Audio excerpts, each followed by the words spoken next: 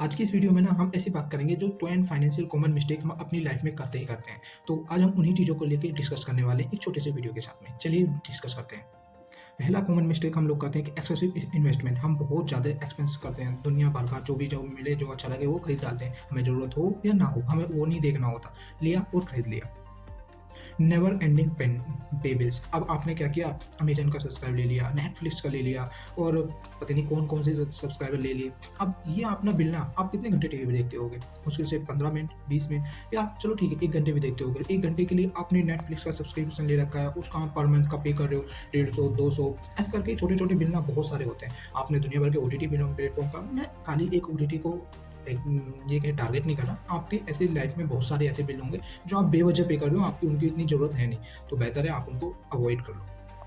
आप ना एक चीज़ और करते हो कि कुछ भी आपको ₹2 का सामान खरीदना है, आपको ₹30 का भी अच्छा लगा, आपके पास होता है क्रेडिट कार्ड। क्रेडिट कार्ड की मदद से आपके पास पैसे हों या ना हों, पर आप खरीद इज़िली लोगे। आप उसको हिचकिचाओगे नहीं, मेरे पास पैसे नहीं है। क्यों? क्रेडिट कार्ड का आपको मालूम है बिल तो बाद में पे करना है। बिल बाद में पे करने की वजह से आप पे एक्स्ट्रा चार्जेस भी तो लगने का डर रहता है। तो ये भी आपको ध्यान रखना है कि आपको अपना क्रेडिट कार्ड का बिल भी टाइमली पे करना होता है।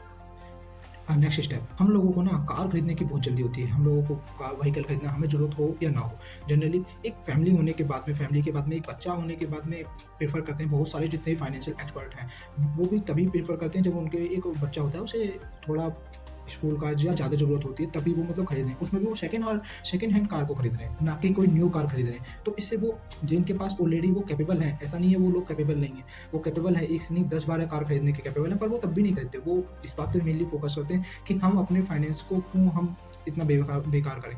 तो हम लोगों को क्या होता है, हम लोगों में दिखाने की आदत ज़्यादा होती है, उन लोगों में दिखाने की आदत नहीं होती। जो जिनमें दिखाने की आदत नहीं होती, वो आराम से अपना रह रहे होते हैं। जिन लोगों में दिखाने की आदत होती है, वो कार खरीद के दिखाएँगे, ऐसे कार खरीदेंगे। अब ये सब करके आपने अपना बर्डन किस पे डाला? अपने आप पे बर्डन डाल लिया, और बर्डन डालने की वजह से आप ही उसको पे करोगे ना, कोई और तो पे नहीं करने वाला। दिखाने का क्या है? दिखाने पे मत जाइए। आप बेसिकली अपना अगर ज़रूरत है, कार की ज़रूरत है, तभी ऐसी चीज़ें खरीदनी है। मैं खाली कार पे टारगेट नहीं करूँगा। ऐसी बहुत सारी हमारी लाइफ में ऐसी चीज़ें होती हैं, जो आपको नहीं करनी चाहिए पर आप कर लेते हो।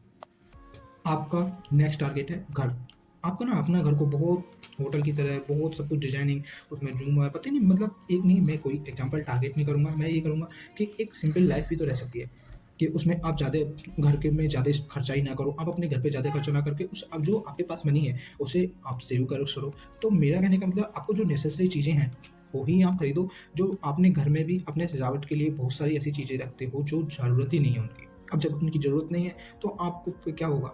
आपके ऊपर तो बर्डन ही पड़ रहा है ना, तो आपको वहाँ से भी फाइनेंशियल रूप से स्ट्रॉन्ग होना है, आपको वो बर्डन नहीं लेना। आपको ना अपना घर तो आपके पास होता है, तो आप ना क्या करते हो कि अपने घर को ना रिफर्निश करना चाहते हो, जबकि आपको ऐसी कोई ज़रूरत नहीं होती। यही हमारा नेक्स्ट स्टेप है कि आपको जब ज़रूरत ही नहीं है, आप उस घर में, या तो कोई दूसरा आपका घर है, उसमें आपको ज़रूरत ही नहीं है, आप रहते ही नहीं हो, उसको रिफर्निश कराने का फ़ायदा क्या? आप ऐसे बहुत सारे स्टेप करते हो, जिससे आप अपना पुराना घर ना उसे रिफर्निश करा देते हो, जबकि आप उसमें रहते भी नहीं, या रहते हो तो महीने के 1-2 दिन रहते हो, तो आपको उसको घर को रिफर्निश करा के क्या मिलने वाला है? दूसरा, अब आप अपने घर पे ही रहते हो, आपको कोई चीज़ पसंद नहीं आ रही है, उसे आप बोलते हो इसे रिफर्निश करा दो, जबकि वो पुरानी चीज़ टूटी हुई नहीं है, या कुछ उसमें ज़रूरत ही नहीं है रिफर्निश कराने की, तो आप उससे बेवजह अपना पैसा क्यों खर्च कर रहे हो वहाँ पे? आपको वहाँ पे भी अपना पैसा नहीं लगाना, आपको वहाँ पे भी पैसा अपना सेव करके रखना है, आपको नहीं खर्चना है। आप अपनी लाइफ में ना, नेक्स्ट स्टेप हमारा यही है कि आप अपनी लाइफ में कुछ भी करते हो, पर आप अपने रिटायरमेंट के लिए प्लान कुछ नहीं करोगे। आप रिटायरमेंट के लिए कोई प्लान नहीं बना के चलोगे। रिटायरमेंट के लिए बहुत ही कम लोग प्लान बना के चलते हैं कि रिटायर हो जाएँगे तो क्या हमारे पास में अमाउंट होगा, क्या हमारे पास में कुछ ऐसा होगा। आप उसके लिए कभी बेवकूफ़ नहीं करते, कभी उसकी तरफ ध्यान ही नहीं देते। जबकि ये आपकी सबसे बड़ी भूल साबित होती है कि आपने सबसे ज़्यादा जो ज़रूरी है अपने रिटायरमेंट का, उस टाइम पे आप फाइनेंशियली स्ट्रॉन्ग नहीं हुए, तो आपको डिपेंड होना पड़ सकता है किसी और के ऊपर। तो बेहतर है आप अपने रिटायरमेंट का प्लान अभी से बना के चलो, जिससे आप रिटायर होने के बाद में एक अच्छी लाइफ जी सको। नेक्स्ट स्टेप, आपने ना बहुत सारे बिल पे करने होते हैं, जिनसे आप अपनी ना सेविंग्स को गँवाते रहते हो। कंटिन्यूअसली अपनी जो आपकी सेविंग है उसको कंटिन्यू दबाते रहते हो। आप बहुत सारी शॉपिंग कर लेते हो, बहुत सारा कुछ इधर-उधर जाते हो, ये सब कुछ करते रहते हो। तो आपका जो सेविंग का अमाउंट है, उसे आप कंटिन्यूअसली लूज़ करते रहते हो। अब जब आप सेविंग का अमाउंट कंटिन्यूअसली लूज़ करते रहोगे, तो आप सेव कब करोगे? आपके सामने सबसे बड़ी प्रॉब्लम यही होती है कि आप सेव नहीं कर पाते। जबकि आपको हैबिट ऐसी बनानी चाहिए कि महीने में सबसे पहले आप अपना सेव कर लो, बाकी काम आप बाद में करते रहना, क्या ही फ़र्क पड़ता है। नेक्स्ट, आपके पास ना एक कोई प्लान नहीं होता कभी भी। आपके पास ना ही रिटायरमेंट का प्लान होता है, ना ही अपने पास अपने सेविंग का कोई प्लान होता है। तो ये चीज़ें आपको बहुत ज़्यादा इफ़ेक्ट करती हैं, और जब आपके पास कोई प्लान ही नहीं होगा, तो आप कैसे किसी चीज़ को एग्ज़ीक्यूट करोगे? आपके पास हमेशा एक प्लान होना चाहिए, प्रॉपर प्लान होना चाहिए जिससे आप अपने सेविंग्स को बचा सको, पर्सनल फाइनेंसेस को आप स्ट्रॉन्ग रख सको। ये चीज़ें आपके लिए बहुत ज़रूरी हैं क्योंकि इससे आप अपने बहुत बड़े डेब्ट ट्रैप से आप बच जाओगे और इवन आपको बहुत फ़ायदा भी होगा। तो आपको ये सब करना बहुत ज़रूरी है अपनी लाइफ़ में।